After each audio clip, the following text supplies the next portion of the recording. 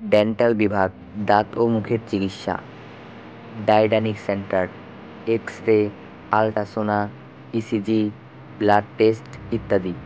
এই প্রতিষ্ঠানটির মূল উদ্দেশ্য ছিল মানিকগঞ্জ ও আশেপাশের অঞ্চলের মানুষকে আধুনিক চিকিৎসা সুবিধা প্রদান করা এবং চিকিৎসা শিক্ষা ও গবেষণার সুযোগ সৃষ্টি করা। তো এটি মুন্নু মেডিকেলের মসজিদ, এখানে অসংখ্য মানুষ নামাজ পড়তে পারে।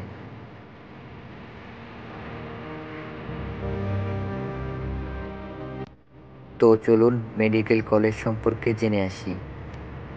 এমবিবিএস, মেয়াদ ৫ বছর প্লাস ১ বছর ইন্টার্নশিপ। শিক্ষাকর্ম ঢাকা বিশ্ববিদ্যালয়ের সিলেবাস অনুযায়ী পরিচালিত।